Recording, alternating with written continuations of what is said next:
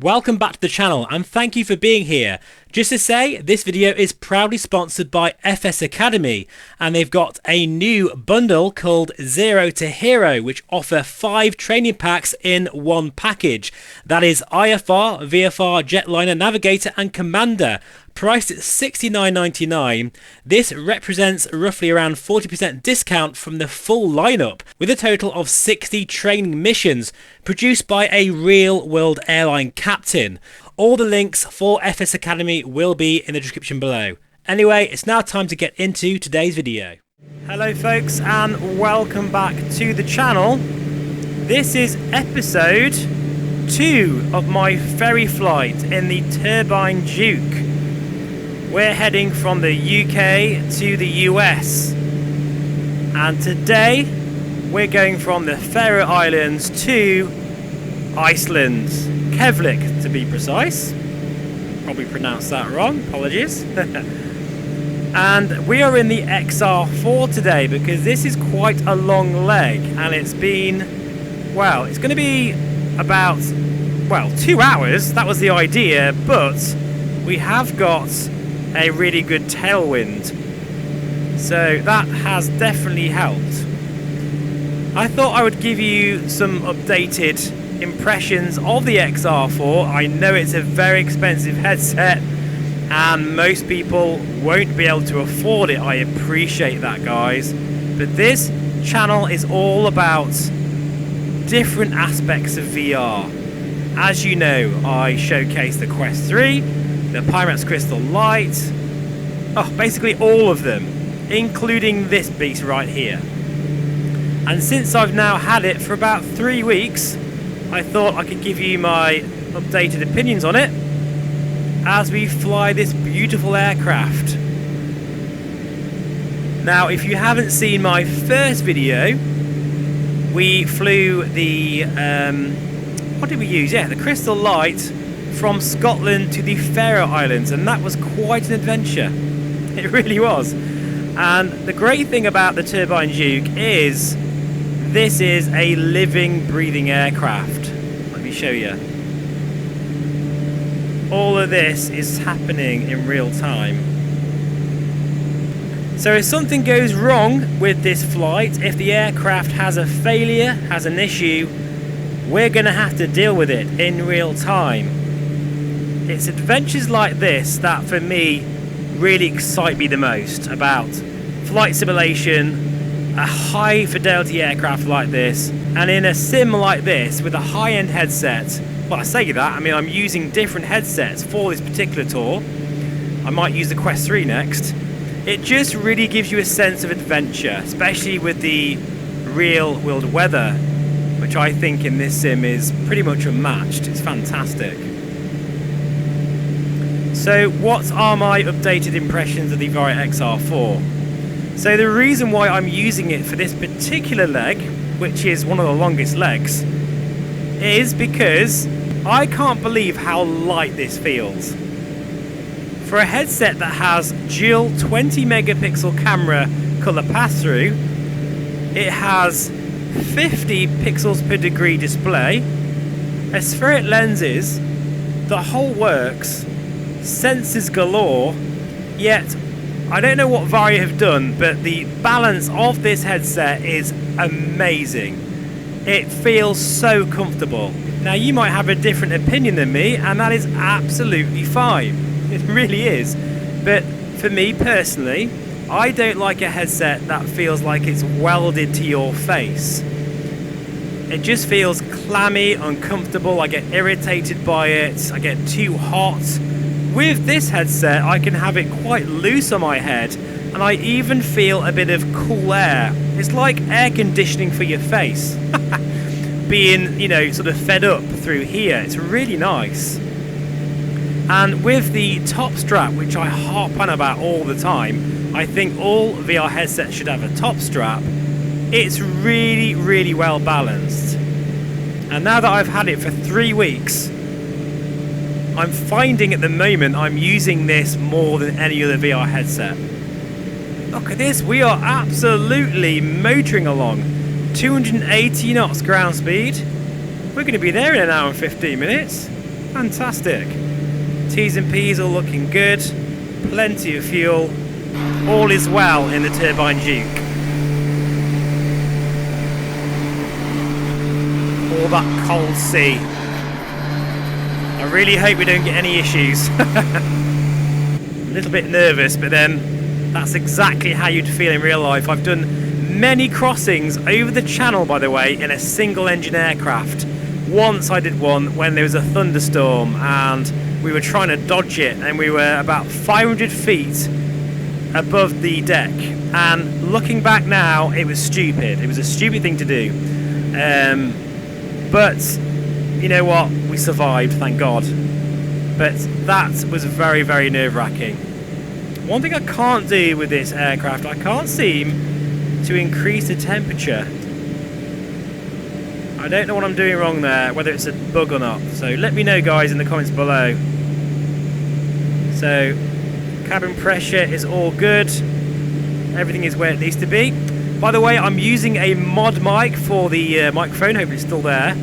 That is because the microphone on the XR4 is rubbish. And for a headset that does cost $4,000, Varjo, I did expect more from you. I really did. I mean, the other headsets, like the XR3 Varjo Aero, didn't even have a microphone. So at least it has one, but this sounds cheap. And it's such a shame. It really is such a shame. Now, one thing I will say about the audio, which is piped through the strap here, is that I was probably a little bit critical in my review, because I kind of basically said it's crap. It's not crap. It's just I wish it had more bass. When I compare this, and this is quite embarrassing to be honest, if I compare this to the Meta Quest 3, which has audio piped out the strap, it's better than this. I just don't get that. Like, the Quest 3 is super cheap compared to this. And, you know, even though the audio is decent enough, and I'm finding I'm using the audio in this quite a lot, because it still sounds great. Like, I can really hear that. And it does have spatial audio. I just wish it had a bit more bass to it. So Varjo, if you are listening to this, and I've already given you feedback anyway in a meeting recently, I really hope that you can improve it in the software. So if you haven't been watching this series, the first flight, I'll link it in the description below, was with the Crystal Light from the UK to the Ferry Islands. And the idea is I'm taking this high fidelity, living, breathing aircraft all the way from the UK to the US to deliver it to its new owner. That's the plan. And if anything goes wrong, well, it's going in the video. This is literally, like, I've no idea how this is going to play out. So it is a proper adventure. And the flight before this, the landing, the approach into the Ferry Islands was absolutely spectacular, and the weather was really bad. At the moment though, it's looking like we're going to be okay. I think the next rad is on. Yes, it is. So at the moment we're looking okay. We're heading to Keflavik in Iceland, and we are really going pretty damn fast here. And that's the great thing about the Turbine Duke. I could even push it a bit more. Is once you get up to the flight levels, this thing is a rocket ship for a GA aircraft. I'm ITT limited, which is expected, not torque limited, because loads of air is going into that engine now. And I don't want to push it too far, maybe a little bit more, but I think we're doing very well here. So right, I'm just going to check the recording and I'll come back with some more thoughts on the Varjo XR-4.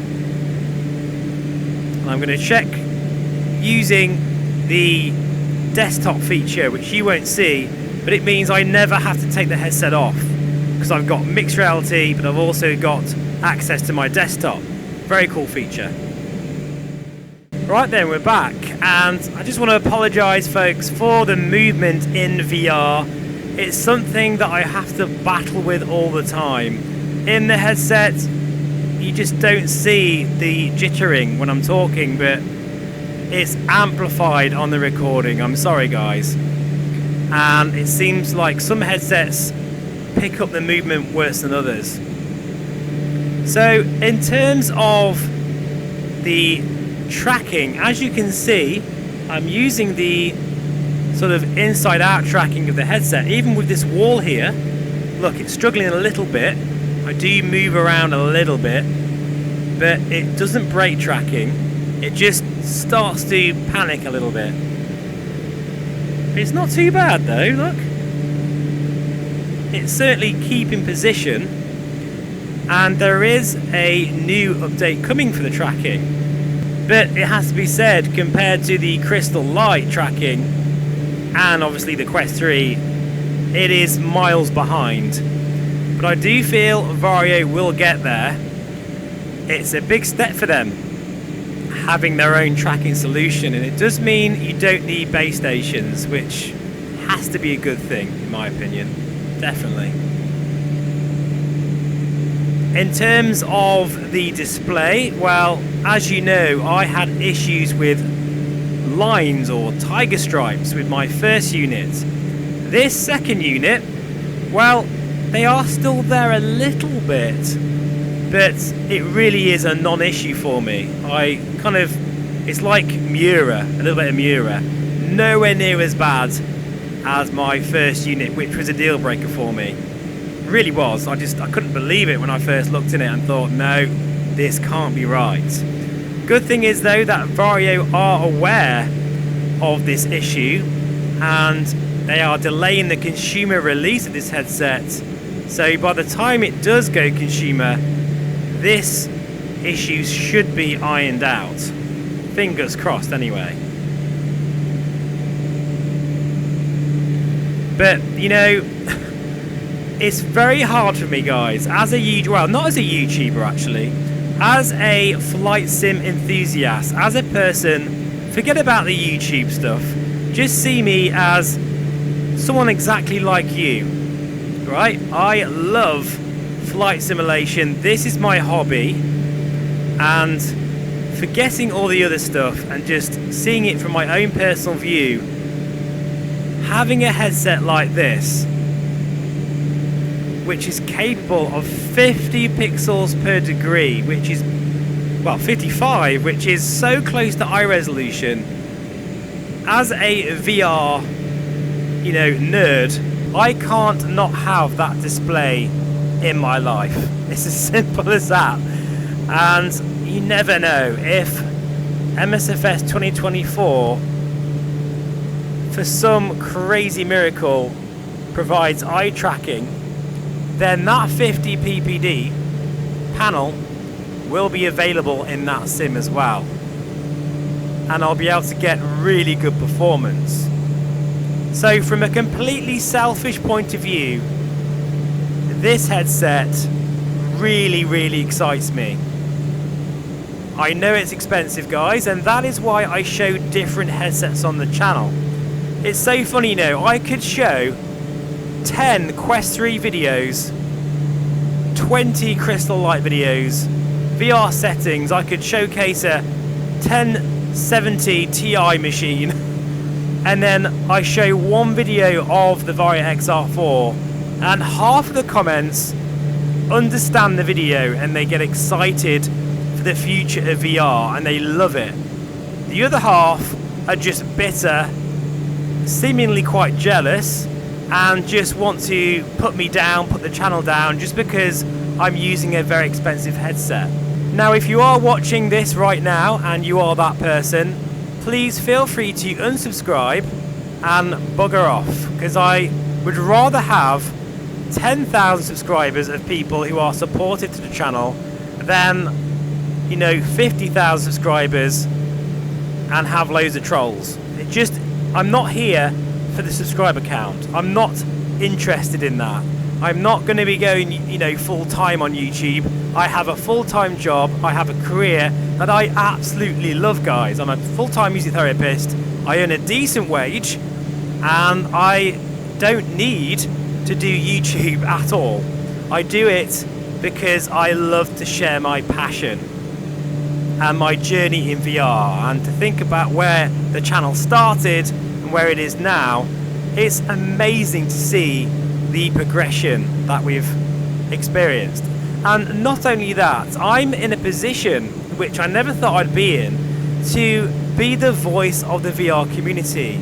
I'm currently helping both Varjo and Somnium, sorry I can't say it correctly, Somnium VR1, the CEO and the VR engineers. I'm giving them feedback, and they are listening to my moans. They're listening to all of the things I don't like, and they're changing the headset to make it even better for flight sim fans. Another example is the Pimax Crystal Light and even the Varjo Aero. These headsets exist because of the feedback and the channel and all of you guys that voice your opinion in the comments below. If it wasn't for us as a collective voicing our opinions on VR, then it wouldn't be where it is today. So the channel does make a huge difference to that. I feel very proud of that. I really do. Anyway, rant over. We'll continue flying over the cold sea, and hopefully soon we will see a glimpse of Iceland in the distance there. And she's purring like a kitten at the moment. Look at that, loving these contrails. Courtesy of FS Traffic. Just brilliant, absolutely brilliant. I can't believe the hobby has got to this stage. And this year is a golden year for flight simulation and VR. So yeah, 3 weeks later with the XR4, this is getting very close to being my absolute favourite VR headset. And I know that's probably not very useful to many of you, but I do know there is a lot of people out there at the moment wanting to know my opinion on the Somnium VR1 versus the XR4, the two titans, the two best XR headsets on the market this year. And it's a bit tricky because I currently don't have the final version of the Somnium VR1, and when I do get it, I will let you know, because the version I have is a prototype. But I've got to say, the VR1 is one hell of a headset, and the customization options that you cannot get with the XR4, well, there's a lot more to it. You can adjust the mask, and there's a new feature coming where you can actually cut out your mask in real time using the hand tracking in the VR1. That is mind-blowing, isn't it? And the XR4, well, it doesn't even have hand tracking. That's an extra module you have to add to the headset. Also think about things like in MSFS right now you cannot really enjoy any more than about 35 ppd. So even though the clarity in the XR4 right now is really amazing, you'd be surprised to know that the VR1 is sharper than the XR4 at similar ppd levels. Now the reason for that is the VR1 has better lenses than the XR4, in my opinion. It's also a little bit brighter, not by a huge amount, but I think the biggest thing is the NVIDIA sharpening, which makes a huge difference. It just makes everything that little bit crisper and cleaner. However, this is why this is a complicated sort of topic. The XR4, when using dynamic foveated rendering, can produce, as you know, as I've just mentioned before, 55 ppd. and then suddenly the XR4 leaps well ahead of the VR1. So in some ways the XR4 has more future-proofing, because there's no getting away from that PPD. It is sensational, and overall the XR4 is the king of clarity. It really is. It is an interesting subject, isn't it? And I'm gathering my thoughts, and as I'm using both headsets, I will be posting a comparison video very soon, but not just yet. Let's see what the final VR1 has to say for itself first. Right folks, at this point I'm going to continue in the cruise, and I'll check back in with you once we reach our descent into Keflavik in Iceland, providing nothing goes wrong with this aircraft. Fingers crossed. Land ahoy! Welcome to Iceland. Doesn't it look absolutely spectacular? Oh wow. Anyway, enough wows. We need to start descending. We are 23 minutes to our destination, and I want to start descending a little bit here, a little early, because I want to get closer to some of this scenery here. So one thing about the XR4, it would be really good to be able to use the mixed reality to create a mask, and that's something I'm going to ask Varjo about, but so far I don't believe there is a way of doing it, particularly at home anyway, like there is with the VR1, which is a shame. Great shame. But you never know what might happen in the future with that one. Oh, look at this! Anyway, let's start descending now. Just a shallow descent will do nicely. And we'll also set our destination pressure, which in this case will just be sea level. I'm super excited to explore a bit of Iceland whilst I'm here. I'm not going to be doing that on the channel unless you're interested, but I'm probably going to rent out another aircraft and maybe spend a week or so just touring some of these volcanoes. I'm so glad that Black Square decided to bring the Duke to MSFS. I even like how you can see the heat haze from those massive engines. And they do change colour, by the way, when they're hot. It's just those finer little details that make all the difference. And even though this is systems fidelity, you know, that's the core feature set of the Black Square Duke, is the systems fidelity. They haven't skimped on the texture quality and the sort of eye candy as well. That reminds me, let's just stow our tray. It's time to get back to work. It does worry me a little bit now that we've got such incredible aircraft for MSFS. How difficult is it going to be to port these over properly to the new sim? Are there going to be paid updates or free updates? I guess only time will tell. So I can see here we've got a bank of clouds, so I think this is a good time to descend. But as far as I can see, no rain. So cabin altitude has been set to destination. Ignitions are on auto. Oil doors are closed. Ice deflectors as required. Power lever has been reduced. Engine monitor, ice protection as required. Oh, looks like the dogs are woofing. I think Melissa is back home.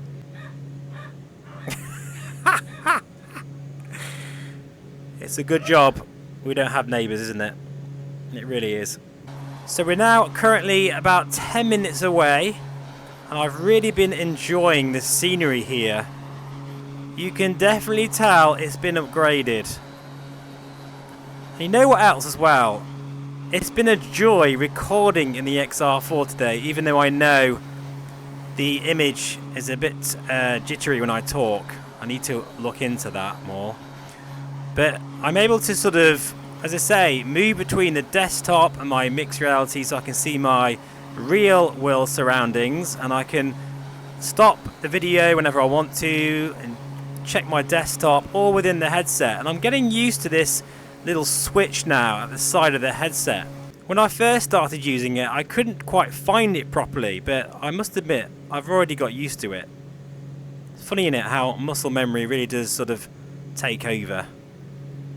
Anyway, I've now got control because, well, it's looking a little bit cloudy again. This is what happened last time. I'm just doing my approach checklist as well. So recog light is on, pitot heat will be on, windshield heat I think we'll keep that on as well. Cabin temp mode, we can switch that off. Ice deflectors, probably should have them on actually now. Help with the any FOD and ice and that kind of thing. Flap set to approach. And we're all good there. And we'll open the oil doors once we've landed. So I think it's now time to contact the tower. Runway 19er in use. Look at that, you can see the snow there as well. That's fantastic, isn't it? Oh, I love flight simulation so much. Absolutely love it. So yeah, sky conditions, a little tricky here. 1700 feet scattered. So we're going to have to be very careful, especially with this terrain. I didn't catch the temperature, so we'll just try now. 10, not too bad. But there'll definitely be some icing conditions at this level. You know, I probably even might try Beyond ATC, or what's the other one, Say Intentions, for one of these legs. It would be quite cool. I haven't tried the AI traffic yet. I'm a bit behind the curve with it all, so if you're interested in that video, also let me know in the comments below. So, props will be fully forward now to 2190. Still descending gingerly, very carefully here. This is what the XR4 is all about. And you know, something completely not important at all, but I do love the look of it. Especially this faceplate version. I don't like the Steam VR faceplate version. Looks that faceplate, you can tell it's a prototype. It's very cheap. But this sort of glossy sort of faceplate, it looks a bit crap in photographs, but when you've got it on your own desk, on your own chair, it looks very, very nice. It's definitely got that desirability factor, which I know isn't really important, shouldn't matter, but it does. It kind of feels like a very professional piece of hardware, and you feel proud having it sat there, you know, in your flight sim setup. It must be said. It means nothing, you know, in today, but I guess it's like owning an expensive car or something, you know, or an expensive bike. When you go to the petrol station, you can't help but just look back at it one last time. The XR4 has that going on. Anyway, let's request a landing. It's a bit murky. It is a bit murky.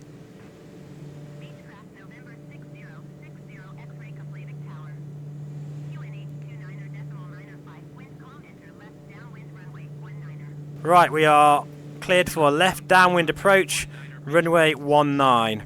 I must admit the mesh here is superb. I am using an Orbex mesh, if I remember, and it definitely looks very impressive. Does the job, that's for sure. Alright, checking everything is where it should be. I'm going to take the windshield heat off now. Fuel is relatively imbalanced there. The left side's got 52 gallons. It's time to come in for a landing, folks. So seatbelts fastened and secured. We're coming in for our second leg of our epic UK to US ferry flight in the Black Square Turbine Duke.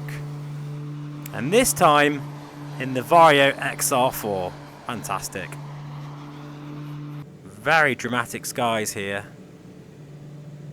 One thing I noticed about the new trailer for MSFS 2024 is it didn't look that much different to this sim when it comes to the weather, which I'm a little bit disappointed. But then it already looks really, really good. So if they can just sort out that pixelation effect, I'd be happy with that. Another thing actually that doesn't get much press is the black levels of the XR4 are like shockingly good. They're basically the same as OLED. They're really, really dark, like proper black. And you do get a bit of blooming on the edges, but I would prefer this over the big screen beyond because of the glare. You don't get any glare with these lenses.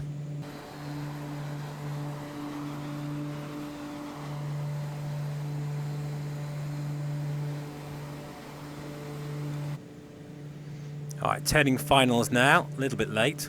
And I'm a bit slow as well. With the Turbine Duke, it really is quite hard to maintain a stable approach because the lag, which is very, very authentic to the real thing.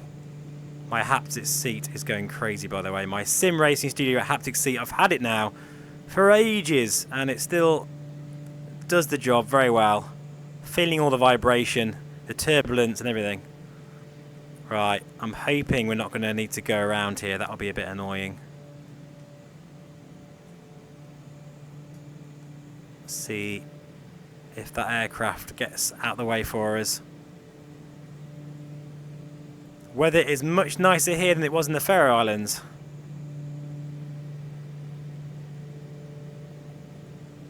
Bit high, but I'm expecting to go around here, and it's a massive runway. Feet now on the rudder pedals. Oh, I think he's just turning. I can see him there. Thank goodness for that. That message is a bit annoying. I don't know what it's telling me. Yes, I know we're arriving. You don't need to keep telling me. Here we go then. I'm going to have to be a monumental idiot to mess this up with a runway this massive. Although it looks a little bumpy looking at the mesh.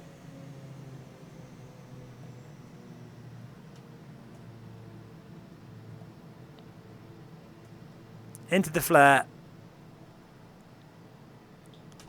Oh, look at that. I'm happy with that. Bit of a bump there. Oh god, the H2 is really bumpy. It's actually behaving a little bit too erratically, I've noticed recently, so I'm not sure if it needs an update. But anyway, welcome. We've made it to Iceland. Leg 2 in the bag. And I've no idea where he's going. Is that an actual taxiway there? I think it is. We're going to just turn around.